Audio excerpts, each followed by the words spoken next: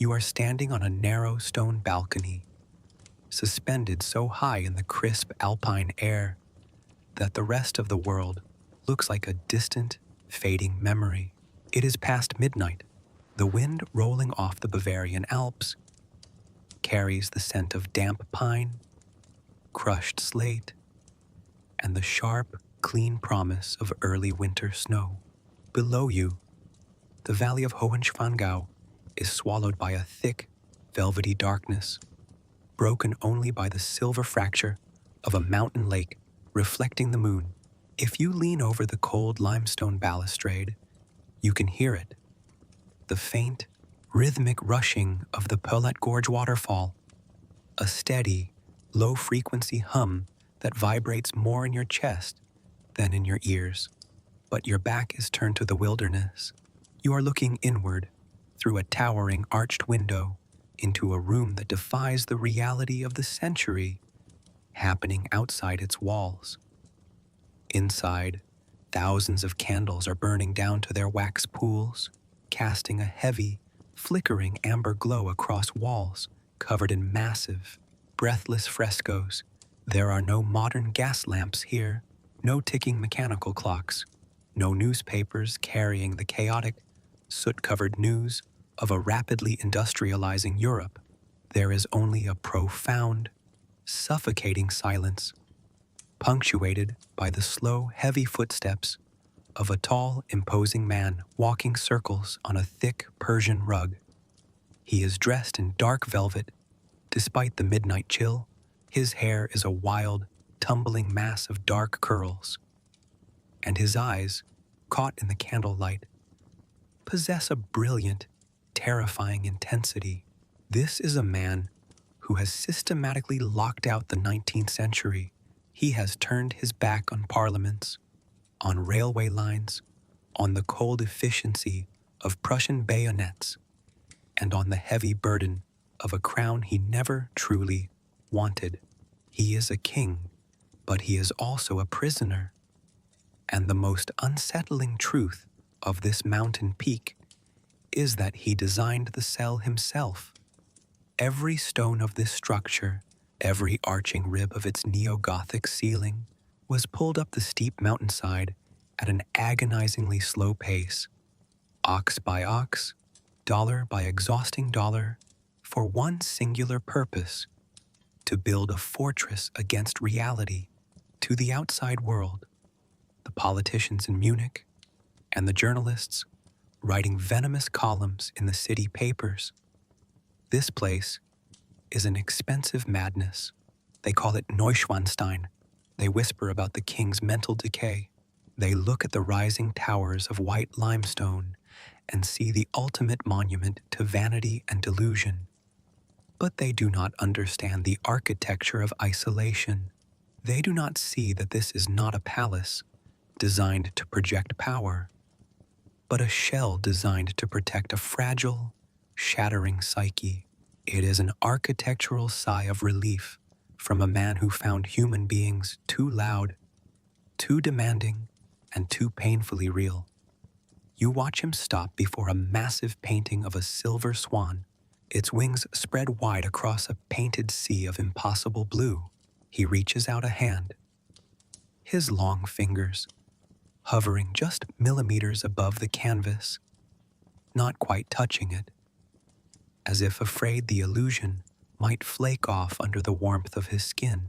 To know this man is to understand a very specific kind of quiet tragedy, the tragedy of someone who possessed the absolute power to build his dreams, only to find that dreams are terrible places to live.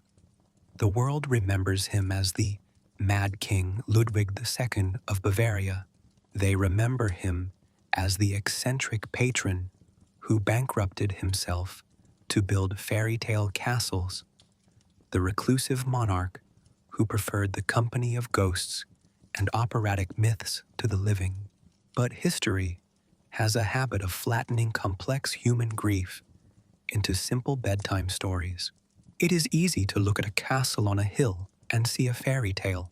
It is much harder and infinitely more haunting to look at those same white walls and recognize them as the desperate, defensive walls of a human mind trying to keep the darkness at bay.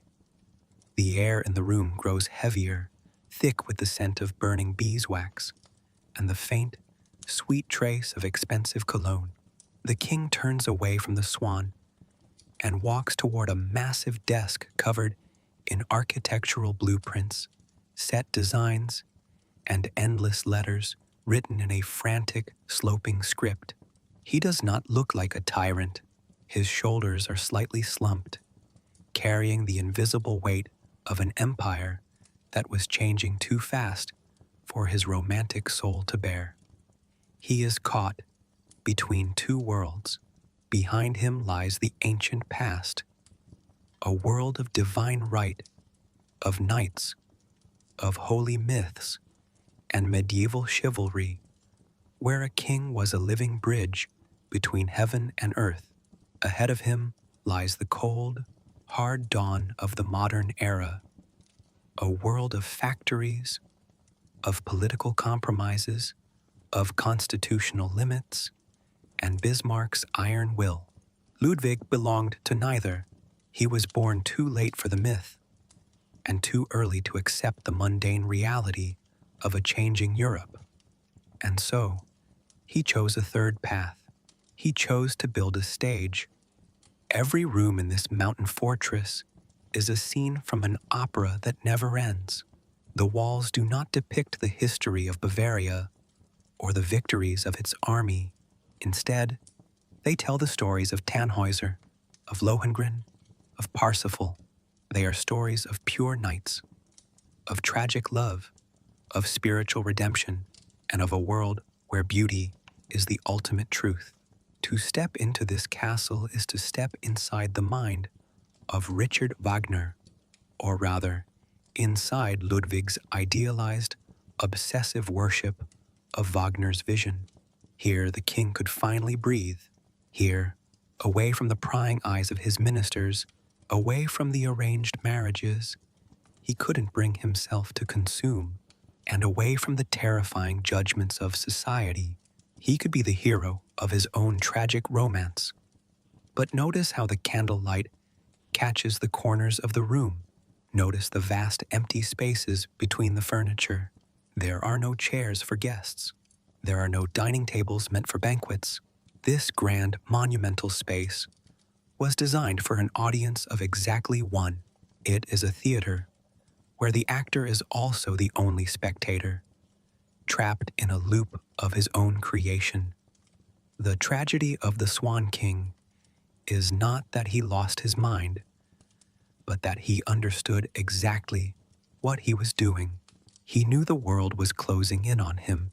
He knew his bank accounts were draining, that his ministers were plotting to depose him, and that the modern world had no use for a king who spent his nights wandering through artificial grottos lit by primitive electricity. He saw the end approaching, long before the doctors arrived with their pre-written diagnoses of insanity.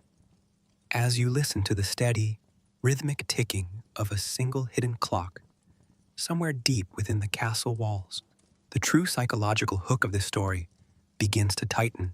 Why does a man with everything, wealth, beauty, a kingdom, the love of his people, choose to systematically erase himself from the world?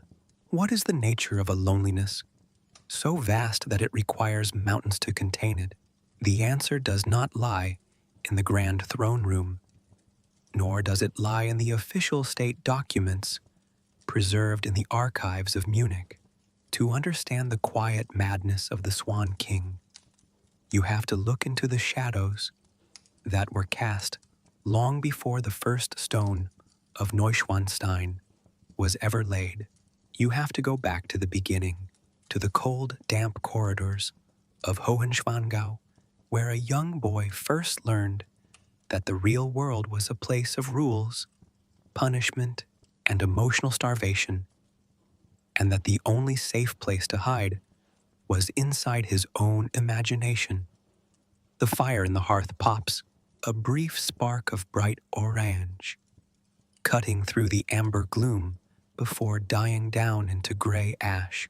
The king moves to the window, pressing his forehead against the cold glass, looking out into the black void of the lake below. He is searching for something in the dark. Perhaps he is looking for the swans that used to glide across the water in the daylight. Or perhaps he is looking for an escape hatch from his own existence. Within a few years, that very lake will become his grave. He will be found floating in the shallow, freezing waters of Lake Starnberg under circumstances that remain a mystery to this day. A death that was either a desperate suicide, a brutal political assassination, or a final, tragic attempt to swim away from the prison he had built for himself. But before we reach that cold, misty shore, we must understand how the walls were raised. We must understand the childhood that broke him, the power that isolated him, and the beautiful, terrible madness that eventually consumed him entirely. You are sitting in the corner of a vast, drafty nursery inside the fortress of Nymphenburg Palace, watching a young boy who refuses to play with the toys of a future king. It is late autumn, 1852. Outside the tall, multi-paned windows, the Munich rain beats a relentless, rhythmic tattoo against the stone facades, while inside, the air smells of damp wool, linseed oil, and the bitter, medicinal tang of hearth smoke. The boy, barely 7 years old, has ignored his wooden soldiers, his miniature cannons, and his leather-bound primers on military geography. Instead, he is completely absorbed in a pile of building blocks, constructing a sprawling, impossibly intricate tower that rises higher than his own head. Every time the structure wobbles, his small hands steady it with an intensity that seems far too heavy, far too desperate for a child. This is young Ludwig. To the rest of Europe, he is the crown prince of Bavaria, the golden heir to the ancient house of Wittelsbach. To his parents, he is an enigma, an ideological problem that requires strict, systematic correction.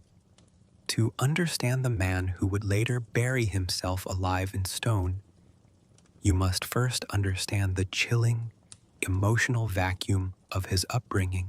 His father, King Maximilian II, was a man consumed by a cold, academic stoicism. Maximilian did not see a son when he looked at Ludwig. He saw a state project. He believed that the only way to forge a monarch capable of surviving the brutal realpolitik of the 19th century was through a regime of absolute denial, rigid discipline, and emotional starvation. The daily routine constructed for the young prince was a clockwork nightmare.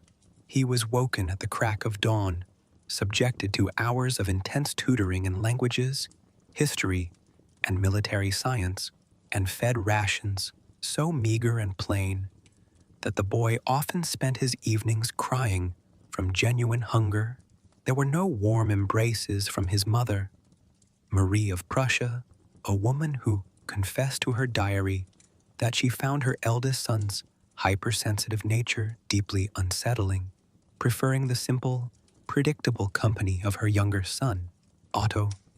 Ludwig was a child raised by tutors, governed by timetables, and monitored by guards.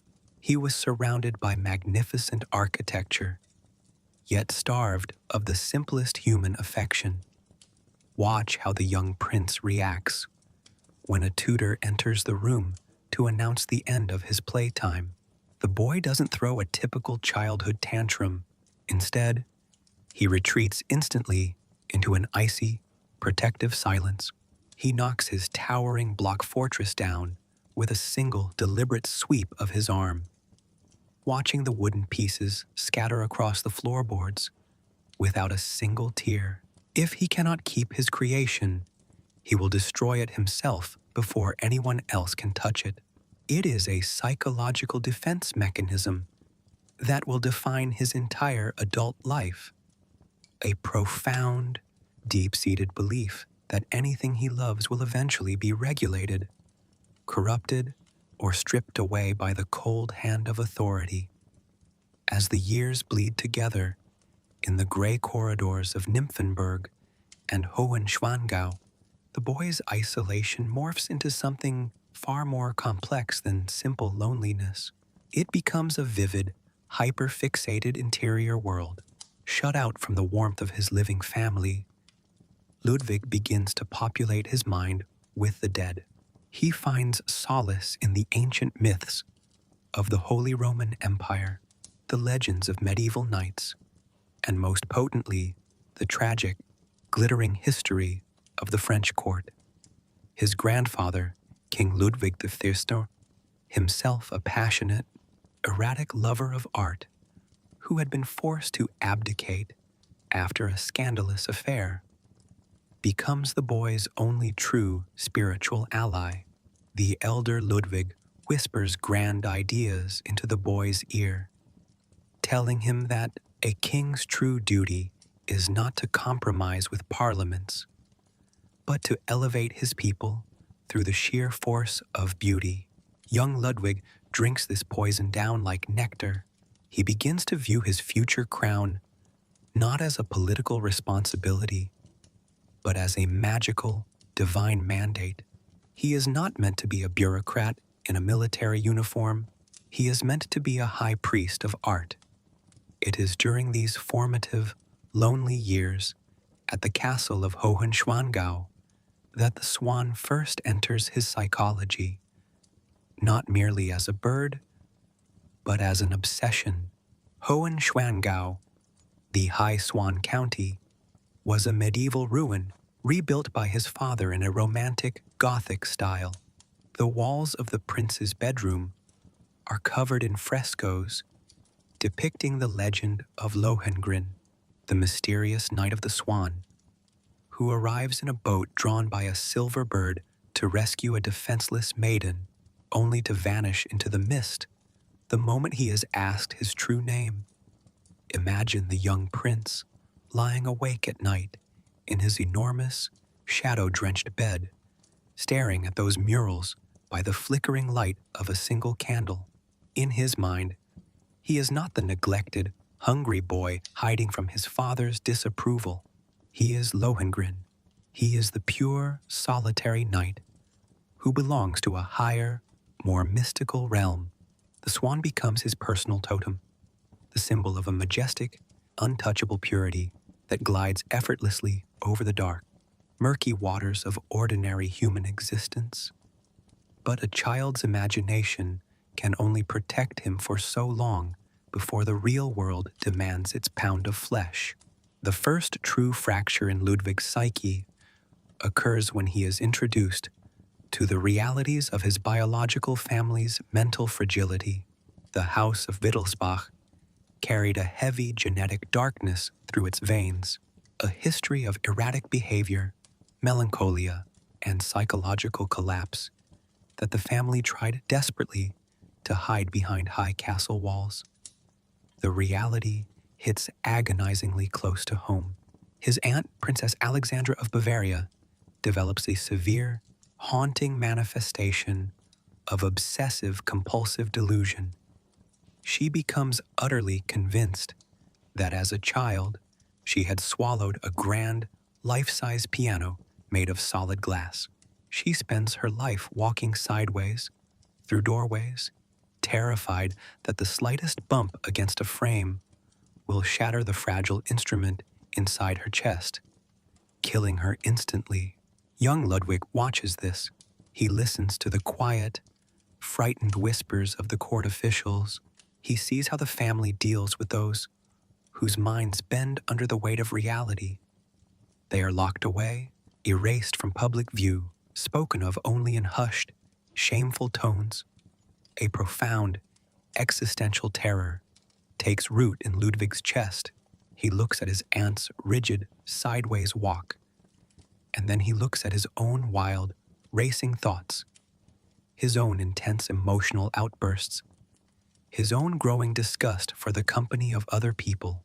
He begins to wonder if there is a glass piano growing inside him, too. He becomes hyper-vigilant, terrified of his own sensitivity, hiding his true thoughts deeper and deeper beneath a mask of royal decorum. He learns to project a cold, statuesque regality to the public, while inside, the pressure of his suppressed identity builds to a dangerous, combustible level. The final catalyst that transforms the lonely prince into the tragic architect of the future occurs in the summer of 1861, when he is just 15 years old. His father, in a rare moment of cultural obligation, allows the prince to attend a performance at the Munich Court Theater. The opera is Richard Wagner's Lohengrin. You are sitting beside the young prince in the velvet-lined royal box, away from the heat of the stage. The theater goes dark. The conductor raises his baton, and the first, ethereal notes of the prelude begin to shimmer through the air. A high, silver weaving of violins that sounds less like music and more like light descending from a cloudless sky. Watch Ludwig's face. The cold, practiced mask of the Wittelsbach prince disintegrates within seconds. His chest heaves, his breath catches in his throat, and his dark eyes widen with a shock of pure, unadulterated recognition. For the next 4 hours, the boy does not blink. He does not see actors in costumes on a wooden stage. He sees his inner life made flesh. He sees the swan, the knight, the Holy Grail, the absolute triumph of mythic beauty over the mundane, cruel world of men. It is an experience so intense, so physically overwhelming, that Ludwig suffers a violent emotional collapse in the carriage on the way back to the palace, his body trembling with a feverish excitement that alarms his attendants. He has found his God. He has found the man who can translate the wordless architecture of his soul into sound. From that exact moment, Ludwig's destiny is sealed. He resolves that when he has the power, when the crown is finally his, he will use every resource of his kingdom to bring this musical world to life. He will not just listen to the myth, he will live inside it. But the crown arrives far too soon, before the boy has even had a chance to grow into his own skin. On March 10th, 1864, King Maximilian II dies suddenly after a brief, violent illness. You are standing in the grand audience chamber of the Munich residence on the morning of the funeral. The air is thick with the scent of lilies, incense, and the damp wool of thousands of mourning coats worn by the citizens outside. Ludwig is just 18 years old. He stands before a massive gilded mirror, being dressed in the heavy, ermine-trimmed coronation robes of the King of Bavaria. His skin is pale. His tall frame is strikingly handsome, earning him the immediate title of the fairytale king from the adoring public. But if you look closely at his hands, you can see them shaking so violently that the court ministers have to assist him in holding the heavy golden scepter. He looks into the glass, not with pride, but with a deep, paralyzing horror. He is no longer the master of his own secret world. He is now the property of the state. He is surrounded by aging ministers who look at his youth with calculating, cynical eyes, ready to manipulate him into political alliances he does not understand. He is the ruler of a kingdom caught in the crosshairs of a looming, bloody conflict between the empires of Austria and Prussia. The childhood of hidden towers and silver swans is over. The young king is pushed out onto the balcony to face the roaring, cheering crowds of Munich. Thousands of faces upturned toward him, like a sea of hungry eyes. They see a savior, a beautiful young monarch who will lead Bavaria into a glorious new age. But as Ludwig looks back down at them, a cold, suffocating realization settles into his bones. These people do not love him for who he is. They love the crown on his head. To survive this golden cage, he will have to build a fortress so high, so impenetrable, that no one, not his ministers, not his family, not his people, will ever be able to reach the broken boy hiding inside. You are sitting in the back of a closed, horse-drawn carriage, speeding through the rain-slicked, gaslit streets of Munich on an evening in May, 1864.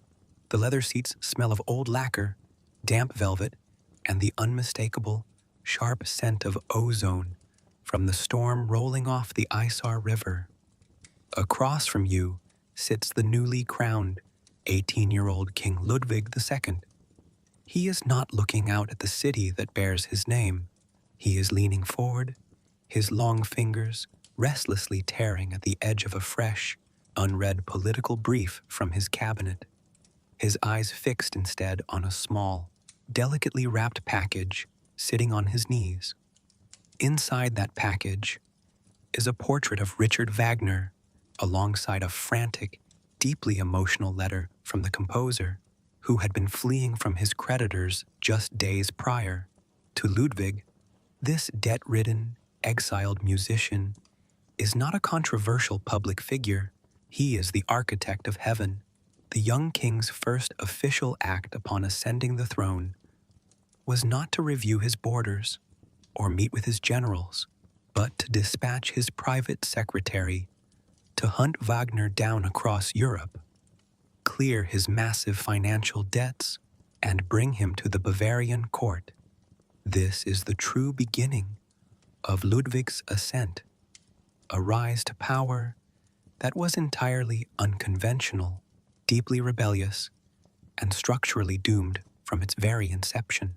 While the aging ministers in the Munich state offices expected a naive boy they could easily mold into a compliant soldier king, Ludwig used the absolute mandate of his crown to wage a quiet, aesthetic war against his own government. He did not care about the shifting balances of European power. He cared about the staging of the Ring of the Nibelung. The relationship between the young monarch and the older composer quickly mutated into a toxic, symbiotic obsession that horrified the Bavarian conservative establishment. Ludwig poured thousands of florins from the state treasury into Wagner's lap, providing him with a luxurious villa, a blank check for operatic productions, and direct, unprecedented access to the royal ear. To Ludwig, it felt like a holy alliance. He believed that he and Wagner were two halves of a single divine being, destined to elevate the souls of humanity above the dirty, industrial horizon of 19th century materialism. But watch how the ministers react behind the closed doors of the residence. They do not see an artistic renaissance. They see an unstable, impressionable young boy being systematically drained of money and influenced by a radical, politically dangerous megalomaniac.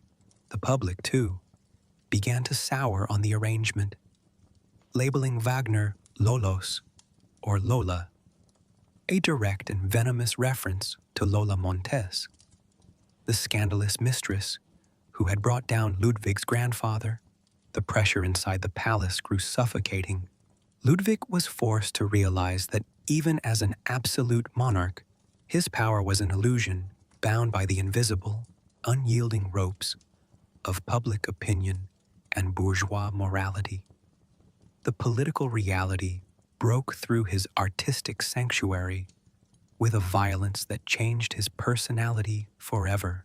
In 1866, Bavaria was dragged into the Austro-Prussian War, a brutal, lightning-fast conflict that forced Ludwig into a position for which he was entirely unsuited. He was a pacifist by nature, a man who grew physically nauseous at the sight of military uniforms, yet he found himself signing mobilization orders that sent thousands of young Bavarian men to their deaths. During the weeks of the conflict, Ludwig did something that his cabinet viewed as a scandalous, unforgivable abdication of duty. He did not visit the front lines. He did not review his troops or sit in the war room planning strategies with his generals. Instead, he retreated deep into the country, hiding at his lakeside villa at Berg, where he spent his days rowing a boat across the glassy waters, listening to Wagnerian horn calls played by hidden musicians in the trees, and writing desperate letters about the beauty of art.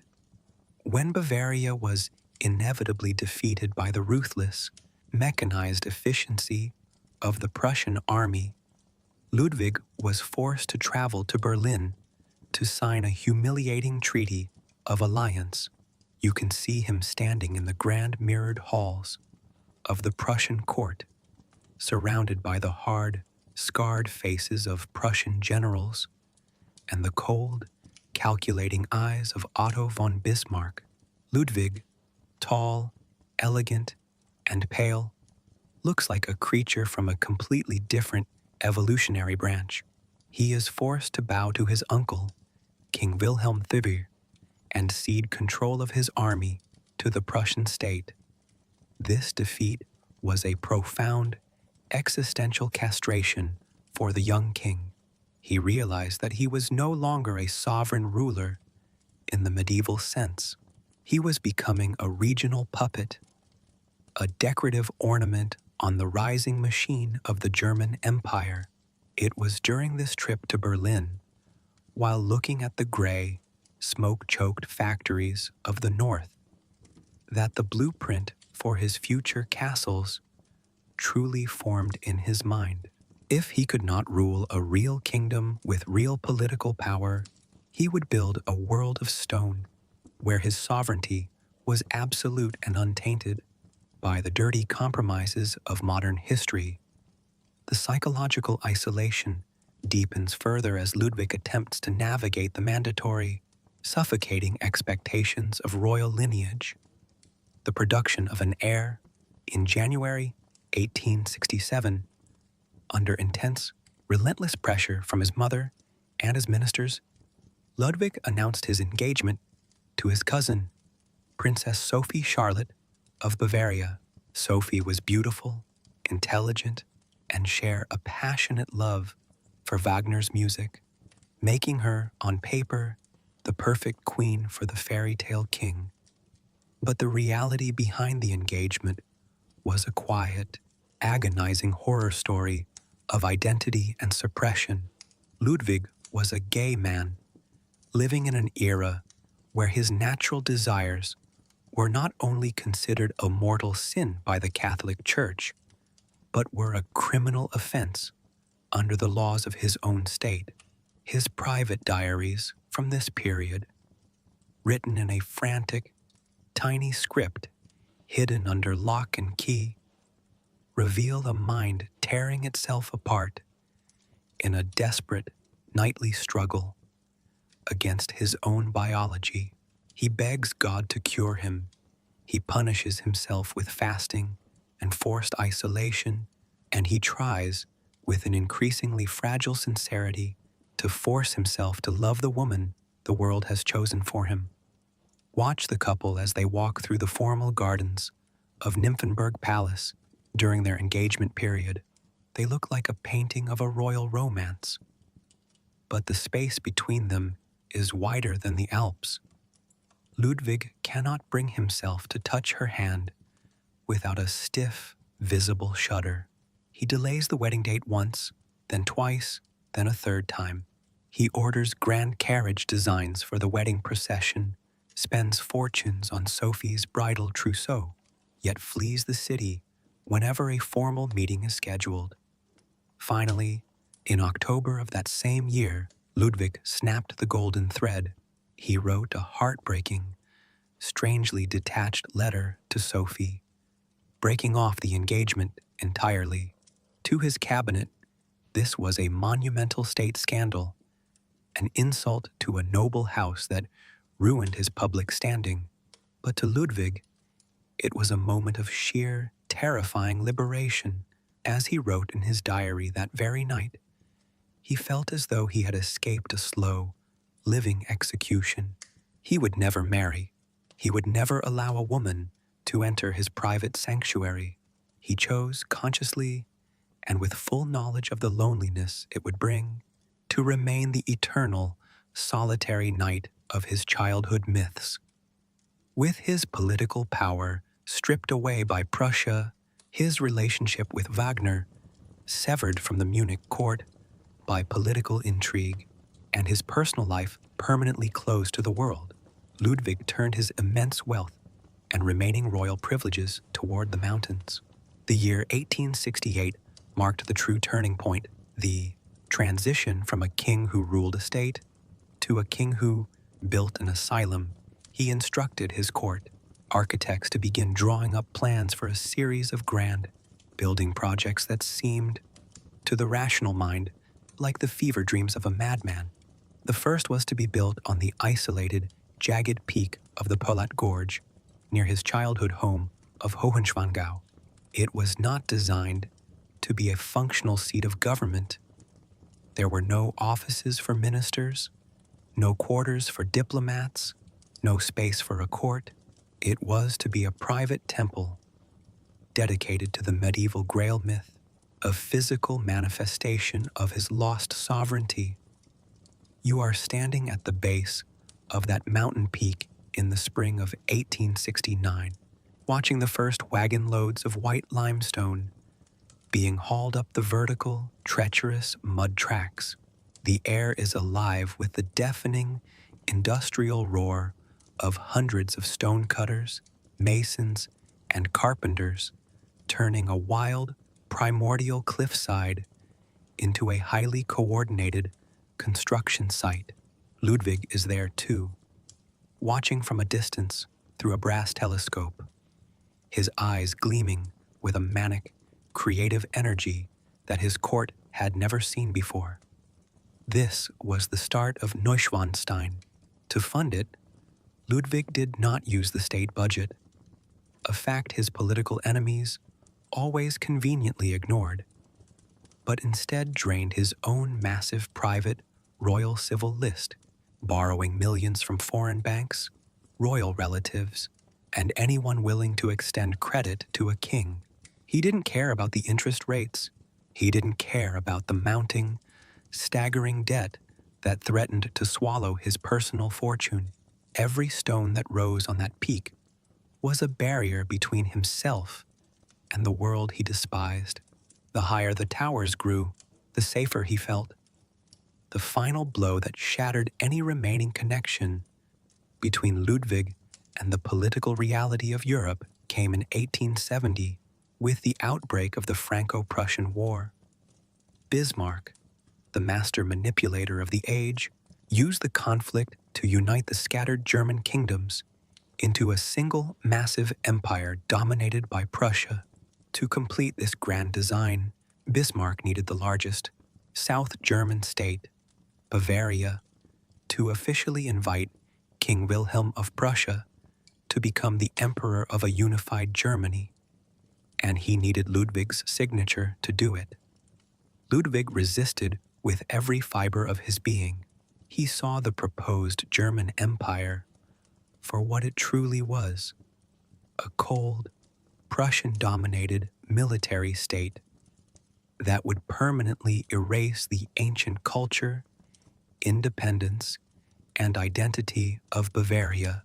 He locked himself away in his mountain villas, refusing to see Bismarck's envoys, ignoring the frantic telegrams from his own ministers, trying to drown out the noise of history with the quiet rustle of the alpine pine trees.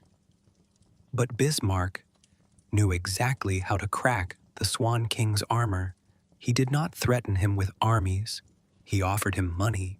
Bismarck secretly channeled millions of gold marks from the confiscated private fortune of the King of Hanover into Ludwig's personal accounts, a secret fund that would allow Ludwig to continue building his expensive castle dreams without being stopped by the Bavarian Parliament.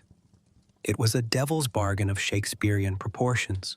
Ludwig signed the Kaiser brief, the letter that surrendered Bavaria's independence and made his uncle emperor, in a state of profound, weeping depression, sitting alone at a wooden table in the middle of the night, his face buried in his hands.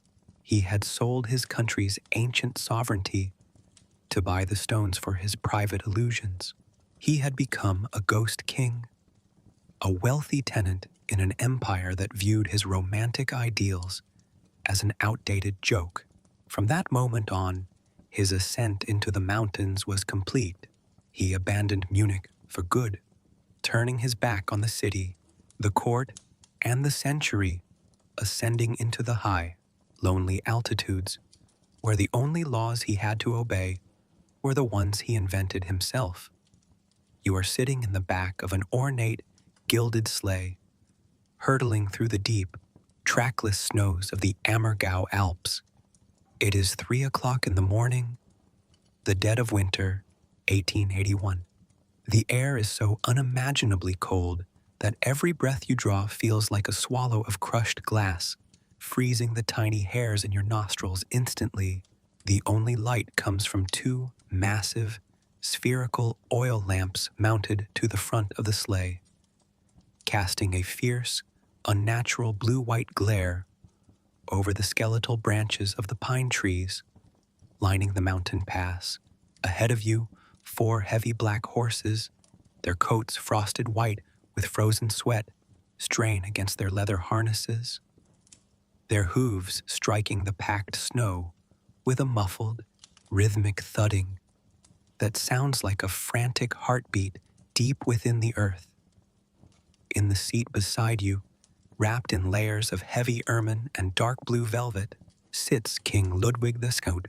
He is 36 years old, but the striking, ethereal youth that once captivated Europe has vanished, replaced by the heavy, bloated contours of a man who has completely abandoned the physical rhythm of the living world.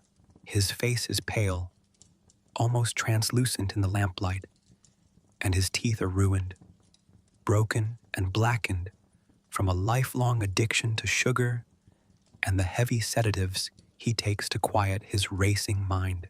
He does not speak to you. He does not speak to his coachman. He simply stares straight ahead into the blinding swirl of snow, a small, tragic smile playing on his lips as the mechanical music box hidden beneath his seat tinkles out a faint, metallic rendition of an aria from the Flying Dutchman. This is the pinnacle of his isolation, the era of the Mitternachtskönig, the Midnight King. Ludwig has completely inverted the laws of nature and human society. He sleeps through the blinding glare of the daytime, waking only when the sun has dipped below the western ridges, and the rest of his kingdom has gone to sleep. To his servants, his ministers, and the few peasants who catch glimpses of his spectral carriage, tearing through the mountain villages, he has become a phantom, a living ghost who rules an empire of shadows. The reasons for this nocturnal flight from reality are deeply rooted in his fracturing psychology. Ludwig can no longer bear the physical weight of human eyes. He finds the gaze of strangers to be an invasive, physically painful violation of his inner sanctity. When he is forced to meet with a government minister in his mountain retreats, he often does so behind a massive decorative screen, his disembodied, booming voice echoing across the room, like that of a hidden oracle. If a servant must enter his presence to deliver a message or a tray of food, they are required to bow so low that their eyes never lift from the floorboards. To look directly at the king's face is considered a firing offense, an act of unforgivable treason against his privacy. Watch how he lives when he is within his favorite retreat, the Palace of Linderhof, the only one of his grand architectural projects that he will live to see completed. Linderhof is a dizzying, suffocating monument to the French absolute monarchy, a glittering jewel box of gold leaf, mirrors, and porcelain hidden away in a narrow, desolate valley. Here, Ludwig has installed a mechanical marvel that perfectly encapsulates his psychological retreat, the Tischlein Deck Dick, or the wishing table. The dining table is set on a massive hydraulic lift. When Ludwig wishes to eat, the floor beneath his dining room opens, and the table descends directly into the kitchens below, where his chefs load it with elaborate, multi-course meals. It is then cranked back up through the floorboards, fully set, allowing the king to dine in absolute, unbroken solitude. He sits at the head of a table laid for four, raising his wine glass to toast the invisible ghosts of Louis XIV, Madame de Pompadour, and Marie Antoinette. He speaks to them, laughs with them, and seeks their counsel, finding the company of these long-dead monarchs infinitely more real, more loyal, and more comforting than any living person in Munich. But the most terrifying manifestation of this isolated genius lies just a short walk from the main palace. Buried deep inside the limestone belly of the mountain itself, you are walking down a narrow, damp tunnel lined with artificial stalactites, the air thick with the smell of sulfur and wet cement. Suddenly, the tunnel opens into a space that defies all logic, the Venus Grotto. It is a completely artificial subterranean lake, designed to recreate the Venusberg scene from Wagner's Tannhäuser. The water is dyed a brilliant, unnatural emerald green through the use of chemical salts, and the air is warmed by hidden, coal-fired boilers buried in the rock. Overhead, 24 primitive dynamos, installed by the engineer Sigmund Schuckert, using the very first electric power plant in Bavaria, cast an evolving, theatrical light over the cavern, shifting from a deep, bloody red to a brilliant sapphire blue at the touch of a switch. Look down at the water. Ludwig is sitting in a gilded, shell-shaped boat, carved to look like a massive floating swan.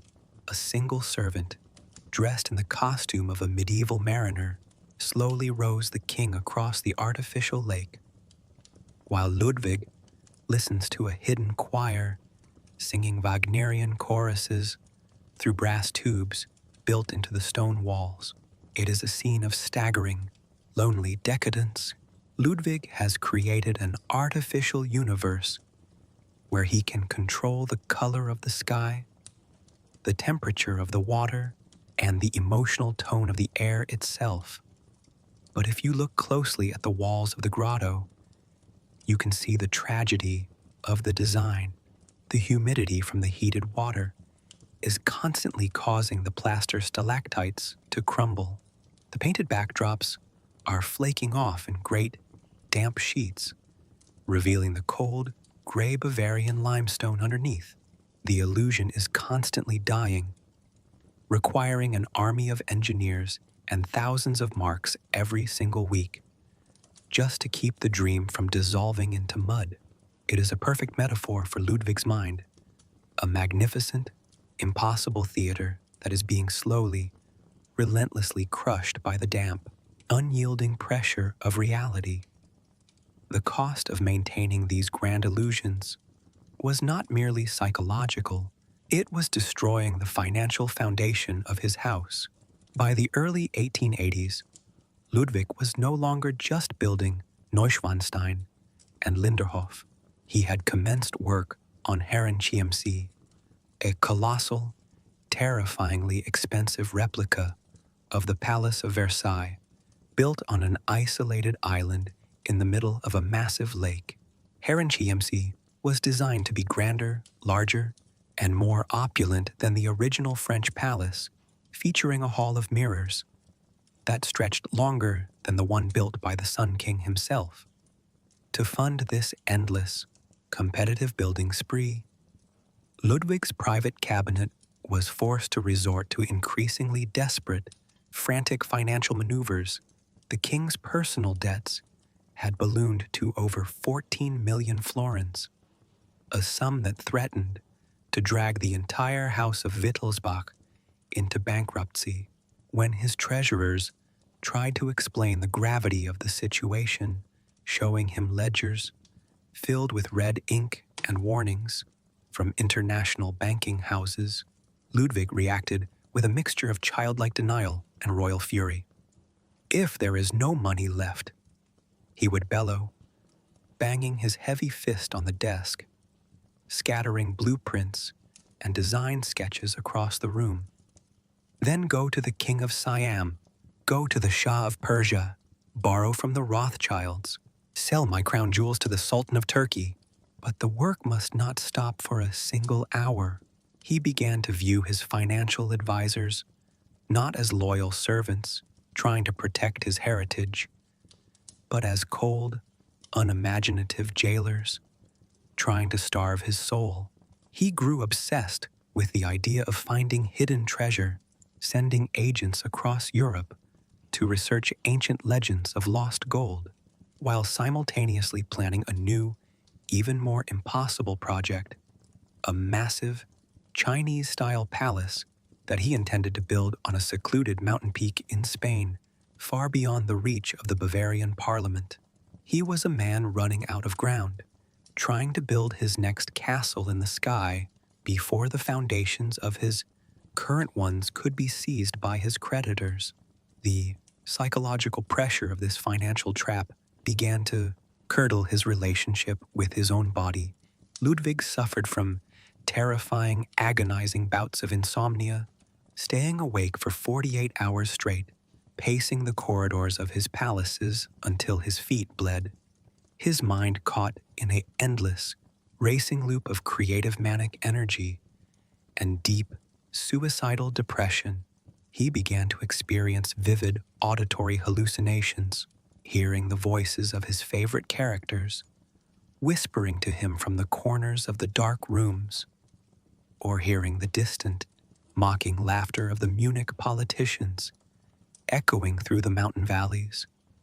His only release from this mental torment came through the physical sensation of speed. During his midnight sleigh rides, he would constantly scream at his coachman to drive faster, to whip the horses into a dangerous, suicidal gallop along the narrow, cliffside tracks. He wanted to feel the wind ripping past his ears, to feel the thin, fragile line between life and death vibrating beneath the runners of his carriage. It was as if he believed that if he could only drive fast enough, if he could outrun the dawn by just a fraction of a second, he could escape the modern world entirely and burst through the fabric of time into the eternal, unchanging myth of his childhood. But the dawn always came. You can see it now, as the sleigh rounds a final, treacherous bend on the approach back to Linderhof. The deep, protective blackness of the night is beginning to thin into a cold, pale lavender along the eastern peaks. The blue-white glow of the oil lamps looks sickly and artificial against the natural, waking light of the sun. Ludwig's smile fades instantly. He pulls his heavy ermine collar up over his face, hiding his dark, ruined eyes from the rising light, his shoulders dropping back into the familiar, heavy slump of defeat. The dream is over for today. The king must go to sleep.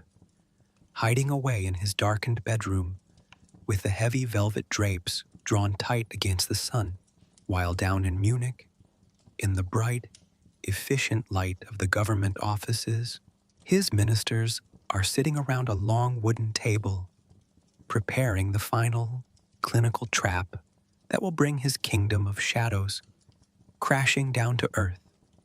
You are standing in the shadows of a damp, vaulted stone corridor inside the old palace of Hohenschwangau. It is 4 o'clock in the morning, June 10th, 1886. The air is heavy, with a suffocating atmospheric tension that seems to sweat from the very walls. Outside, a violent summer thunderstorm is tearing through the Polat Gorge, throwing sheets of gray rain against the leaded windows and lighting up the jagged mountain peaks in brief, ghostly flashes of blue-white electricity. Down the hallway, the heavy thump of wet boots echoes against the flagstones. A group of men is marching with an unnatural, clinical purpose. They are not knights, and they are not royal guards. They are men in long, dark frock coats, their faces set in grim, bureaucratic masks. At their head walks Dr. Bernhard von Guden, the most celebrated alienist and asylum director in Bavaria. In his leather doctor's bag, he carries no medicines, only a single official document, signed by a coalition of state ministers and the king's own uncle, Prince Luitpold. It is a declaration of deposition without a single physical or psychiatric examination, based entirely on a compiled file of second-hand gossip, stolen diary entries, and complaints from disgruntled servants. King Ludwig II has been declared permanently insane, incompetent to rule, and stripped of his sovereign rights. The modern world has finally brought its cold, clinical trap to the mountain peak. The conspiracy that culminated on this stormy night had been brewing in the government offices of Munich for over a year. The Bavarian cabinet, led by the pragmatic and deeply frustrated Prime Minister Johann von Lutz, had reached a point of absolute panic. Ludwig's private debts had climbed past 14 million marks, and foreign banks were threatening to seize his magnificent, uncompleted castles. Worse still, the king had recently threatened to dismiss the entire cabinet and replace them with anyone, even his stable boys, who would help him secure new loans.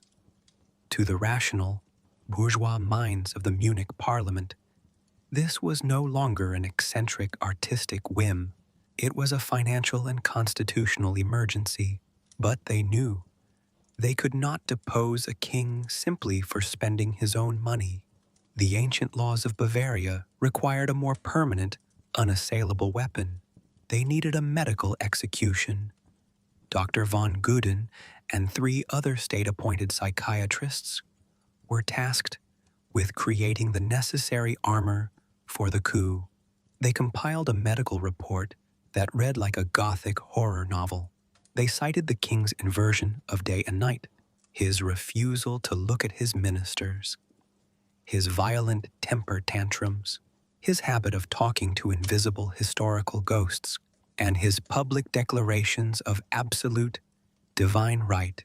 The report concluded that Ludwig was suffering from an advanced stage of paranoia, or what the 19th century called moral insanity, a condition they claimed was progressive, incurable, and utterly destructive to his capacity for reason. But watch how the trap springs on its first attempt. When the deposition committee initially arrived at Neuschwanstein on June 9th, they were met not with a broken madman, but with a wall of fierce, archaic loyalty. A local peasant woman, realizing what the men in suits were there to do, attacked them with her umbrella, screaming warnings to the castle watch. The local mountain villagers, who loved their strange, generous king for the jobs his construction sites provided, armed themselves with pitchforks and old hunting rifles, forming a human shield around the base of the mountain. The local police force arrested the government commissioners, locking them in the castle dungeons. the very dungeons Ludwig had designed but never expected to use. Inside the castle, during those final, chaotic 24 hours of liberty, Ludwig's psychology experienced a terrifying, hyper-lucid clarity. He was urged by his loyal allies to flee to Munich, to show himself to his people, to ride through the streets in the daylight, and prove his sanity to the crowds who still adored him. But the king refused. The thought of stepping out into the blinding glare of the public square, of exposing his ruined teeth, his bloated body, and his fragile mind to the judging eyes of thousands of strangers, was a horror far worse than losing his crown. He could not fight a modern political war. He was a creature of the theater, and his stage was collapsing around him. Instead, he retreated to the highest tower of Neuschwanstein, walking the empty, echoing halls of the unfinished Singers' Hall. By the light of a single lantern, you can track his footsteps by the frantic, echoing rhythm of his boots against the uncarpeted floorboards.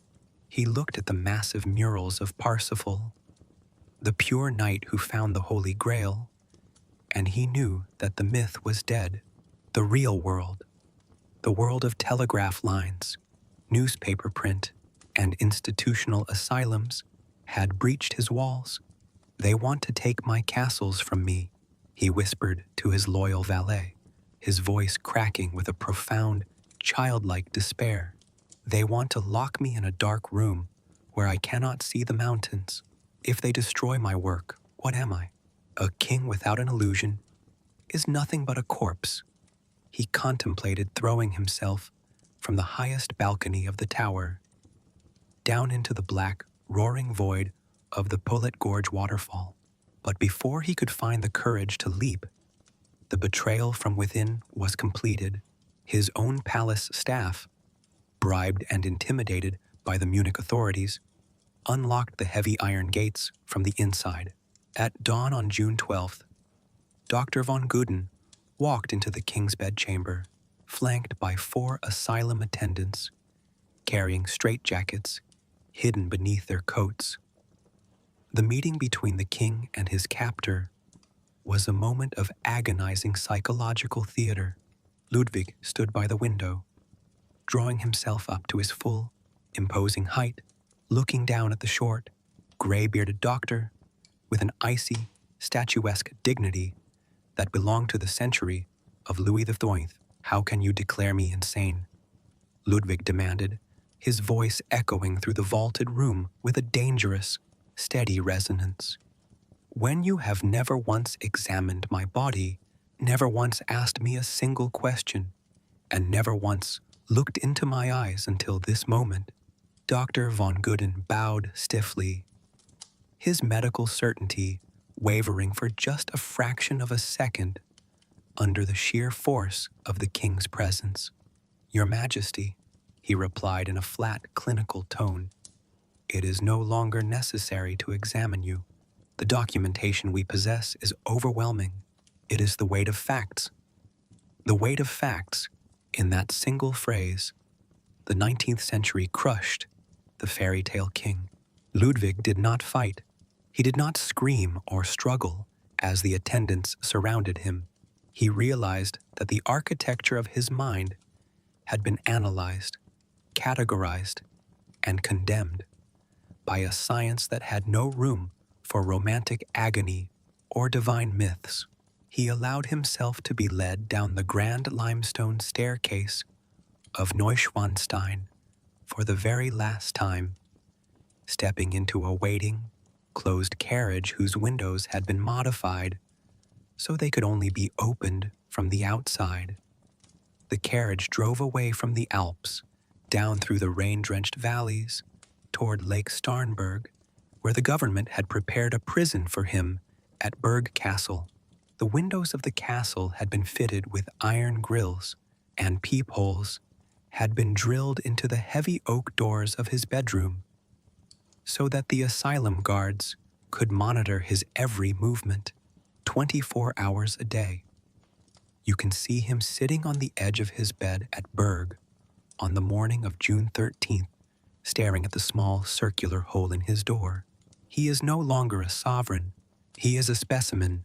He is surrounded by men who view his love for beauty as a clinical symptom, his silence as a manifestation of catatonia, and his grief as a chemical imbalance.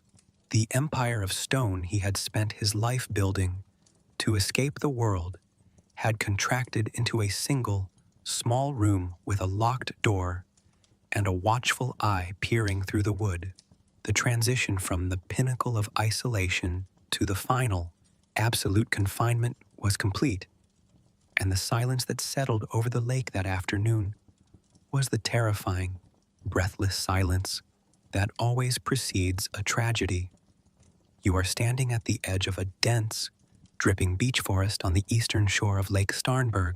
It is precisely 8 o'clock on the evening of June 13th, 1886.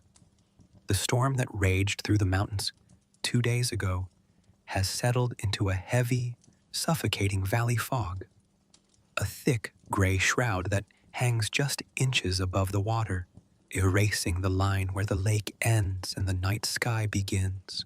The air smells of wet slate, rotting pine needles, and the cold, mineral stillness of deep water. The world is entirely silent, save for the slow, regular lap, lap, lap of small, freezing waves against the pebbled shoreline. Through the mist, two figures emerge from the grounds of Berg Castle, walking slowly down a gravel path that leads toward the water's edge.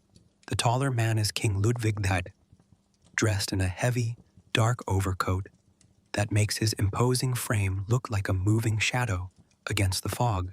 Beside him walks Dr. Bernhard von Guden. The doctor has left his attendants behind at the castle, confident that a quiet, therapeutic stroll along the water will help soothe the deposed monarch's deep, melancholic silence.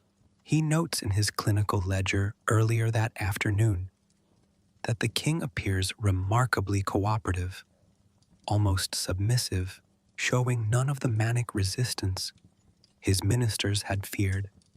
But if you look closely at Ludwig's face as he stares out into the gray void of the lake, you will see a mind that has long since left the realm of clinical observation. He is not listening to the doctor's polite, patronizing conversation about the weather or the evening menu. He is listening to something else entirely. He is listening to the profound, inviting silence of the water. What happened next along that misty shoreline remains the most enduring, fiercely debated mystery in European royal history. When the king and the doctor failed to return for dinner by 8:30, a wave of cold panic washed over the castle staff.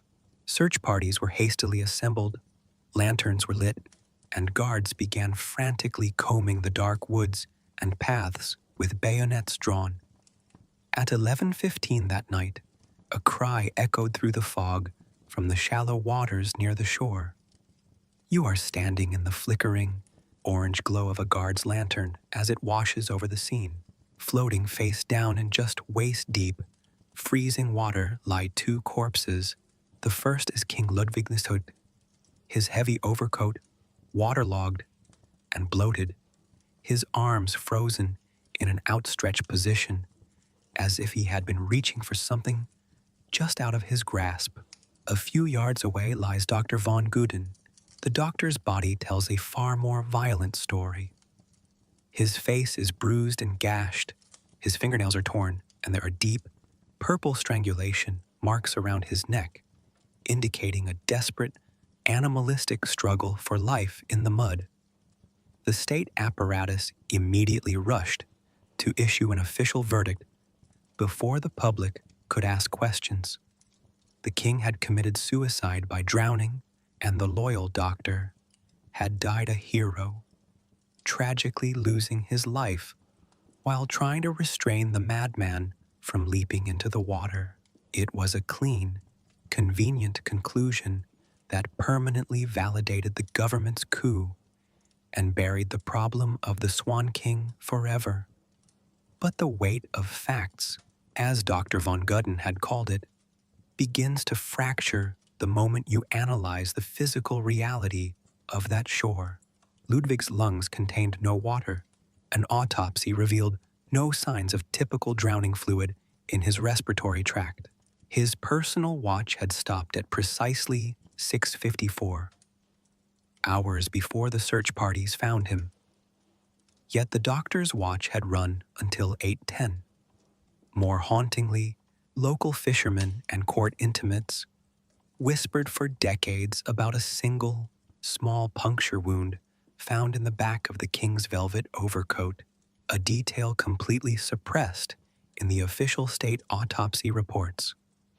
The theories that echo through the dark of that night are numerous, each more tragic than the last. Was it a desperate suicide? A sudden, violent break for freedom, where Ludwig realized his only escape from a lifetime of iron grills and peepholes was the freezing embrace of the lake? Or was it a cold-blooded political execution? There were many in Munich who feared that as long as the king lived, his loyal mountain subjects might launch a counter-revolution to restore him to the throne. A living, deposed king was a constant, dangerous symbol of illegitimacy for the new regime. A dead king, however, was a tragedy that could be managed, mourned, and commercialized. There is a third, perhaps more psychologically devastating possibility. Ludwig was an expert swimmer, famously known for spending hours in the cold waters of his mountain lakes. He may not have been trying to die at all that night. He may have been trying to escape a secret carriage funded by his fiercely loyal cousin, Empress Elizabeth of Austria, was rumored to have been waiting on the opposite side of the lake, ready to whisk the king across the border into a life of permanent, hidden exile. In this scenario, Dr. von Gudden attempted to physically seize the king to prevent his escape. A brutal struggle ensued in the freezing water. The doctor was overpowered and choked into unconsciousness, and Ludwig, exhausted, his heart giving out from the sudden, freezing shock and the immense physical exertion, died not from drowning, but from a massive cardiac arrest. Just as freedom was within his grasp, the moment the king's heart stopped, the process of erasing his complex, agonizing human reality began. The state that had condemned him as a dangerous, bankrupt lunatic immediately transformed him into a lucrative, highly romanticized myth. The unfinished castles that the Munich parliament had threatened to demolish or sell off to clear his debts were opened to the paying public just 7 weeks after his funeral. The very politicians who had labeled Neuschwanstein an act of unforgivable insanity realized that the mad king's delusions were worth a fortune in tourist gold. You can visit his tomb today, deep inside the crypt of St. Michael's Church in Munich. The air inside the vault is thick with the scent of cold stone, stale candle wax, and the damp coats of tourists shuffling past his massive, bronze-trimmed sarcophagus. His coffin is covered in elaborate wreaths of silver and porcelain, many of them bearing the image of a single swan. But if you listen closely to the echoes in that dark crypt, you can hear the profound irony of his legacy. The world has entirely rejected the clinical verdict of Dr. von Gudden.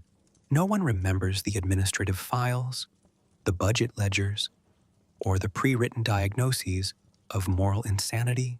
Instead, millions of people travel from every corner of the globe every single year to catch a glimpse of his mountain castles, looking up at the white limestone towers of Neuschwanstein with a sense of pure, unadulterated wonder. He has achieved in death the exact victory he could never win in life. He has forced the modern world to accept his dreams as reality.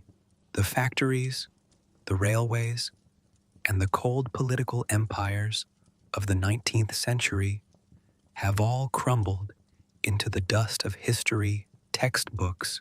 But the fairy tale king stage still stands, high above the alpine valleys, an immortal monument to a man who looked at the real world, found it entirely unendurable, and chose instead to build his own beautiful, terrifying eternity. You are floating gently backward from the high limestone cliffs, watching the sharp white spires of Neuschwanstein dissolve slowly into the midnight mist. The frantic, echoing sounds of history, the shouting of the politicians, the heavy thud of the stonemasons' axes, the desperate clatter of the horses' hooves along the frozen mountain tracks are all beginning to lose their edge, softening into a single low-frequency hum that sounds remarkably like the steady rushing of a distant waterfall. The heavy, suffocating scent of burning beeswax and expensive cologne that filled the king's chambers is fading, replaced by the clean, cool, completely unburdened scent of night air passing through the high pine trees. The stage is finally going dark. The thousands of candles that illuminated the grand, tragic opera of Ludwig's life are burning down to their last pools of wax, their small amber flames flickering once, twice, and then gently winking out, leaving only a thin, silver thread of smoke curling up toward the vaulted ceiling before vanishing into the quiet dark. As you look back across the vast, mountainous landscape of Bavaria, the entire story of the Swan King begins to shift its shape. It loses the cold, sharp edges of a historical biography and transforms into something much older, much more comforting, and infinitely more profound. You begin to see that Ludwig's life was not a tragedy of madness, but a deep, universal struggle that exists within every human soul. The quiet, daily battle between the world we are forced to live in and the world we carry hidden inside our own minds. We all build our own castles in the sky. We all project our secret desires, our unfulfilled loves, and our deepest vulnerabilities onto the walls of our imagination, creating private sanctuaries where we can finally breathe away from the judging, demanding eyes of the world. Ludwig's only true crime, his only real madness, was that he possessed the absolute, terrifying power to turn those inner sanctuaries into solid stone. He refused to let the cold, mechanical reality of his century dictate the boundaries of his soul. He chose to live as a romantic poet in an age of engineers, a high priest of beauty in an era that cared only for the efficiency of iron and gold. Watch how the mountains themselves seem to settle down into the deep, velvety blackness of the night. The jagged peaks of the Alps, which once seemed so harsh and forbidding as they echoed with the screams of the king's midnight carriage, now look like a soft, protective blanket pulled over the valley. They are guarding his secrets now. They have taken the broken, exhausted body of the boy who was starved of love, the young king who was crushed by the weight of a puppet crown, and the old man who was betrayed by his own court, and they have folded him into an eternal, undisturbed peace, where no minister can ever draft a report, no doctor can peer through a peephole, and no crowd can demand a performance. The water of Lake Starnberg, too, has lost its cold, terrifying mystery. It is no longer a place of dark conspiracies, violent struggles, or mysterious midnight deaths. As the fog rolls over its glassy surface, it looks like a grand, silver mirror reflecting the infinite, quiet stars of the Bavarian sky. It is a place of absolute release. If the lake was a prison cell on that stormy June night, It was also the only door left open through which a king could step out of his royal robes, leave the heavy golden scepter behind in the mud, and simply swim away into the dark, untainted freedom of the myth he had chased his entire life. He has finally found his swan. He has stepped into the silver boat, handed the oars to the silent mariner, and allowed himself to be carried out into the deepest, calmest part of the mist, where no one can follow him, no one can question his sanity, and no one can ask him his true name. He is no longer the mad king of the tour guides or the bankrupt monarch of the archives. He is simply Lohengrin, returning to the mystical, untouchable realm of the Holy Grail, where beauty is the only law and the music never has to stop. The ticking of the hidden clocks inside the castle walls has grown so slow, so faint, that it matches the steady, rhythmic rise and fall of your own breathing. The world outside this valley, the world of responsibilities, of alarms, of tomorrow's endless, loud demands, is thousands of miles away, completely erased by the heavy, protective silence of the alpine night. There is nothing left for you to solve. There are no more mysteries to untangle, no more betrayals to witness, and no more walls to build. The story is complete. The stage is empty. The theater has closed its doors for the night. Let the heavy, velvet curtains of the dark fall completely over your mind now. Let the white towers on the hill recede into the distance until they are nothing more than a faint, comforting shape against the dark blue horizon of your thoughts. The air's warm, the room is safe, and the silence of the mountains is absolute. You are safe from the 19th century. You are safe from the modern world. You are safe from the weight of your own crown. As the final, ethereal notes of a silver violin fade into the blackness, leaving only the deep, restorative stillness of the mountain air, you can finally close your eyes, let go of the day, and sink down slowly, effortlessly, into the deep, dark, and beautiful sanctuary of a long, unbroken sleep.